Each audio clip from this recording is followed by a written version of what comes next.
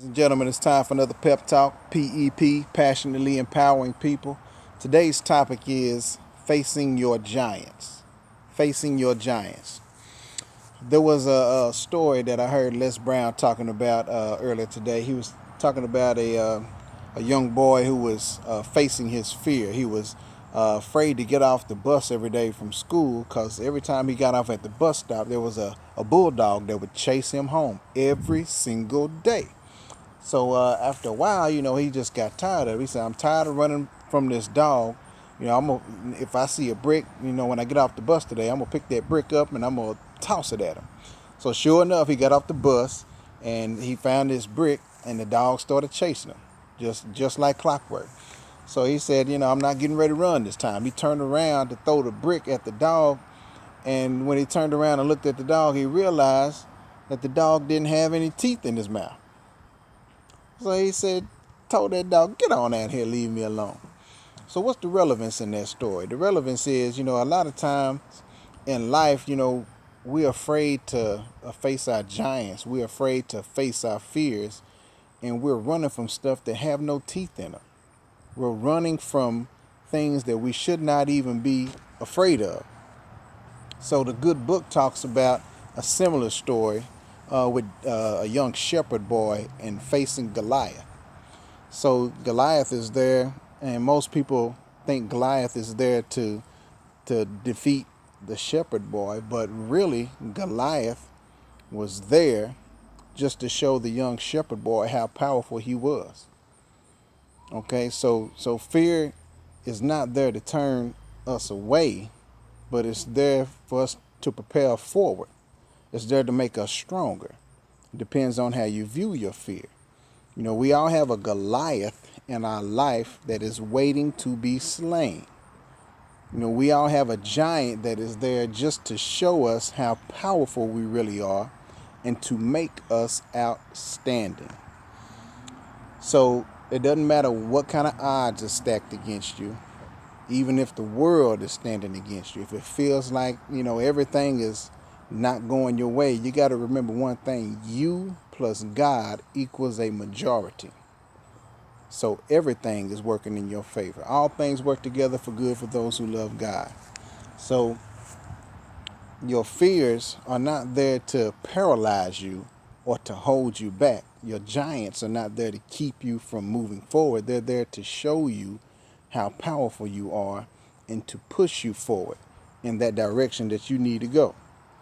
So whatever is standing in your way of achieving your goals, whatever is getting in the way and keeping you from getting to where you know you need to be, is there for a reason. It's there for you to conquer. It's there for you to stand up inside yourself and push forward, to fight through it. Martin Luther King had a old saying that I love. It says, "The ultimate measure of a man is not where he stands in moments of comfort and convenience, but ultimately where he stands in moments of challenge and controversy."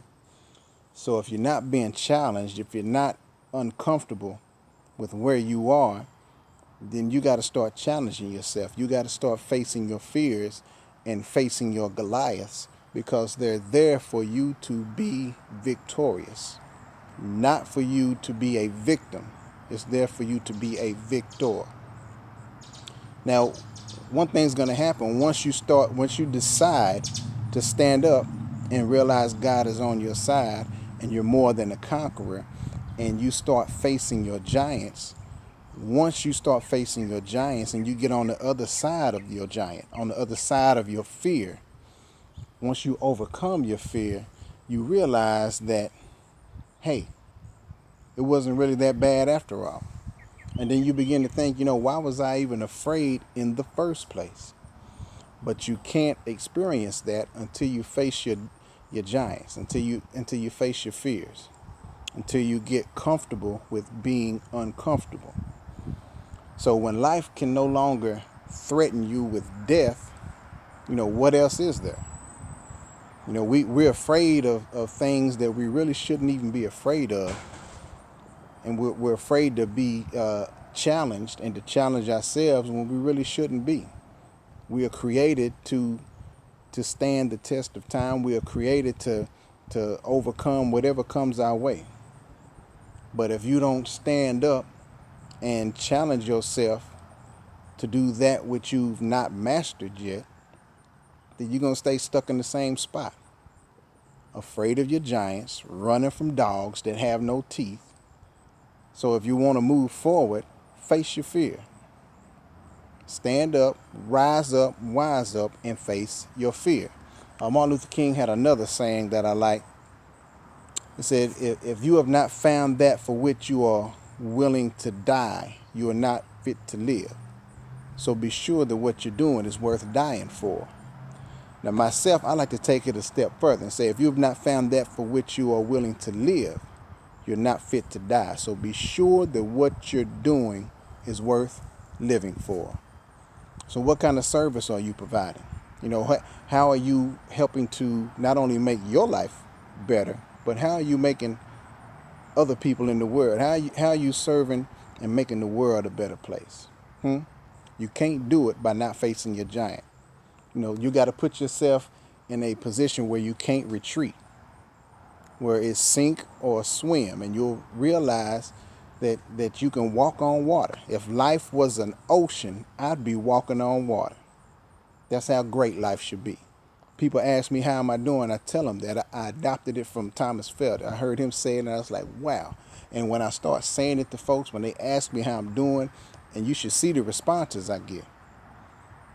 But even though I may be challenged emotionally or physically or whatever the case may be, calling forth those things to be not as though they were brings it into existence. So being able to help somebody else smile and see things differently and understand that it's not as bad as it really looks, that they are more powerful than any obstacle that can come their way, it's a beautiful feeling. And you should experience that too. Life was meant to be abundant and beautiful, so don't be afraid to be beautiful, to be bold, and to be free. Okay, because that's how you were designed. So face your giants, face your fears. Fear stands for false evidence appearing real. And you got to step out on faith. Step out on faith, because you plus God equals a majority. Faith stands for finding answers in the heart.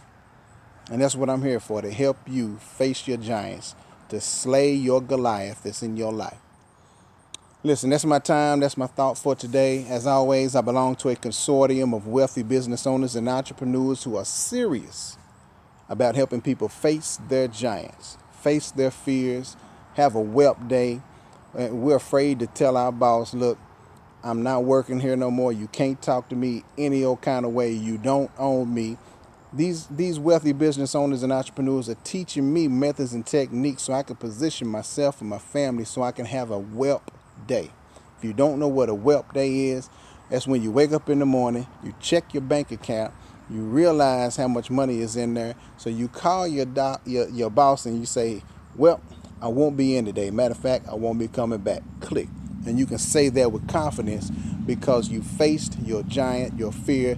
You did something that you wouldn't normally do to position yourself so you can be free.